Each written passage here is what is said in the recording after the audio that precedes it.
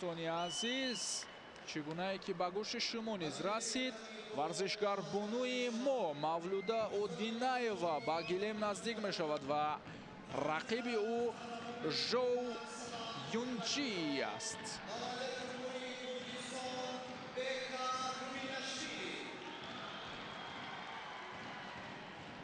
مولوده برای این رقابت خیلی آمادگی ها گرفت و البته که مرحله های انتخابی را نیز گذاشت.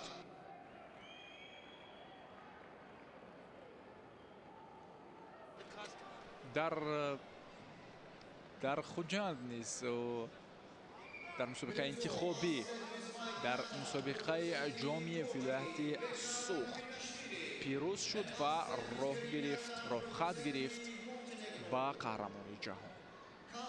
حالا انتظار می‌شویم که داور مرکزی از کشور ایران هر دو را معرفی کنند.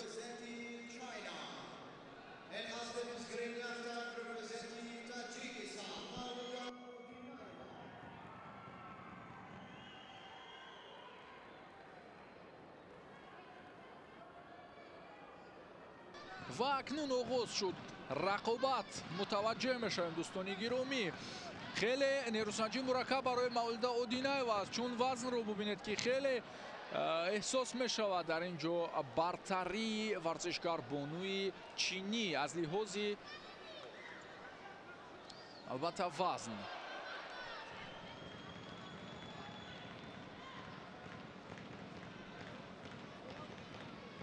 خوب کشمکشی ها در مرکزی میدان از سوی هر دو پهلوان. کوشش و غیرت نیز بیشتر دیده می شود. در حال حاضر مولوده اودینایова بیشتر دفاع می کند و تابی کاری رقیب می جوید.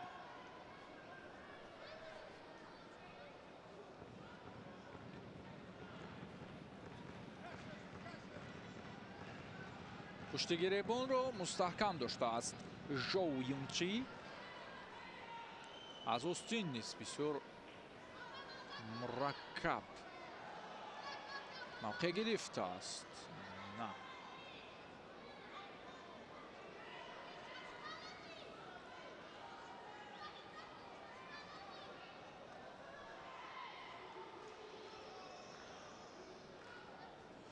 شاید مولوده کمی رقیب را خسته کند و بعداً میتواند که آزاد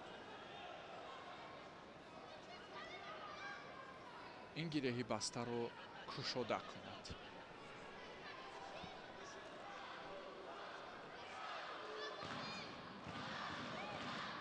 دستگیری ها نیز از سوی تماشابینان خیلی برعلا احساس می شود. سعدی اسماعیلوف نیز با نغاره خود همگی را با مخلصی دعوت دارد.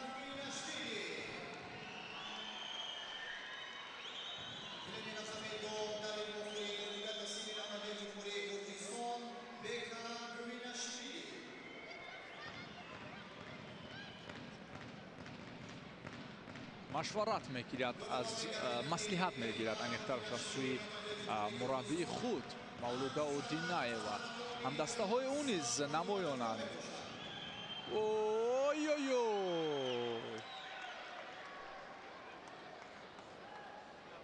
امتیازی بعداً ارزیابی میگردد با ورزشکار بانوی چینی.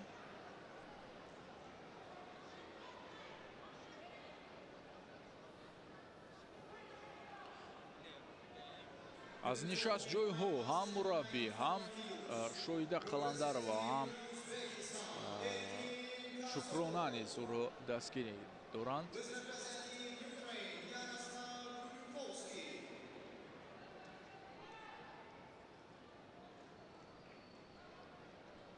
حالا مولوده در این رقابت عقب نشین است.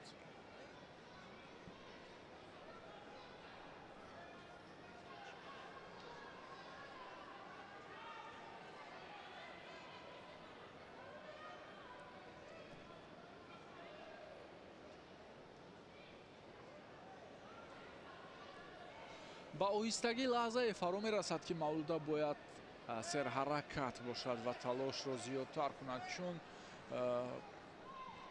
вақт камтар мондааст. 1 дақиқаи ки дигар боқӣ мондааст ба мисли 1 лаҳза мегузарад.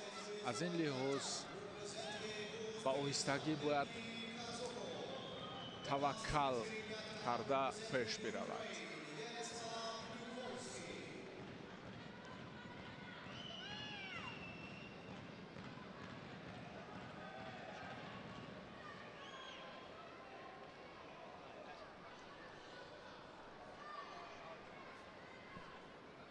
дигар варзишгарбонуи чинӣ беҳаракат мондааст. танҳо фосила мегираду бас.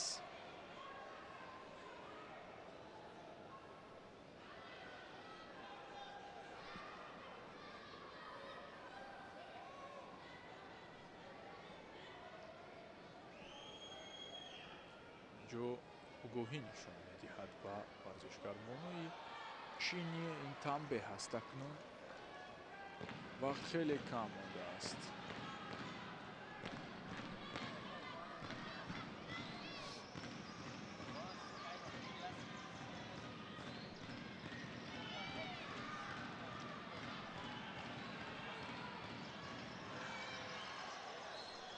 хуб, чуноне мегуфтем он 1 дақиқае ки боқӣ монда буд хеле зуд сипарӣ мешавад ва ҳамин гуна ҳам шуд. 3 сонияи охир то интиҳои ин набард.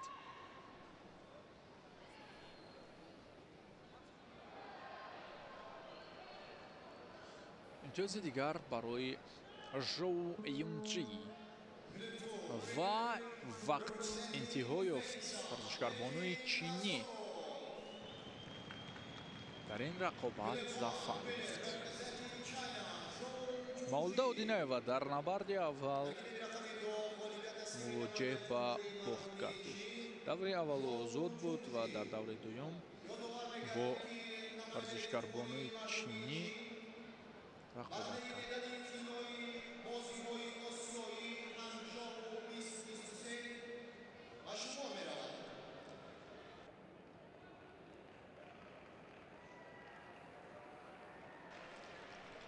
ва варзишгарбонуи чинӣ албатта чуноне иттилоъ гирифтем ӯ чемпиони бозиҳои осиёӣ аз риштаи кураш маҳсуб мешавад. бозиҳои осиёи Ҳанҷоу соли қабл.